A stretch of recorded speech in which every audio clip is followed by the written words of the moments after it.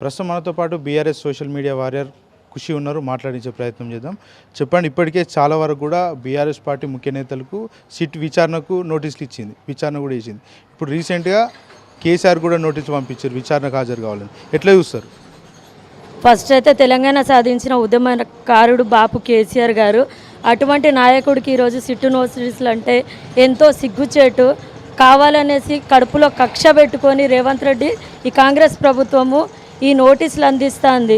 ఎందుకంటే 11 రోజులు నీళ్లు అన్నము మానేసి తెలంగాణ సాధించడమే ఒక లక్ష్యంగా పెట్టుకొని బాపు కేసీఆర్ గారు ఈరోజు తెలంగాణ సాధించి 10 సంవత్సరాల పాటు కడుపులో పెట్టుకొని తెలంగాణ ప్రజలను కన్నబిడ్డలాగా చూసుకున్నారు.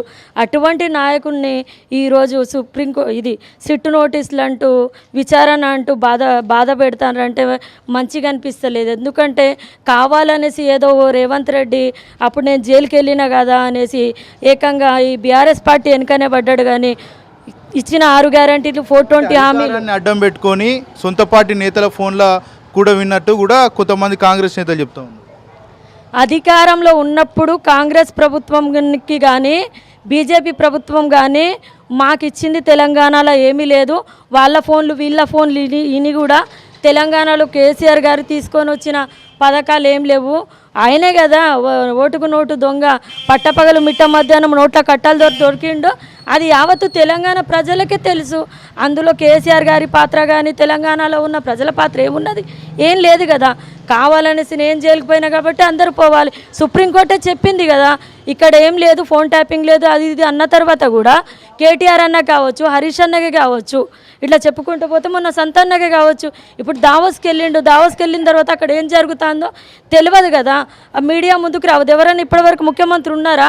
జనవరి 26 రోజు జెండా ఎగరేయకుండా దావోస్కి వెళ్ళి నువ్వు అక్కడ కూర్చొని నువ్వు వచ్చిన ఈ 10 రోజులు ఎంటర్టైన్మెంట్ తెలంగాణలో జరగాలి.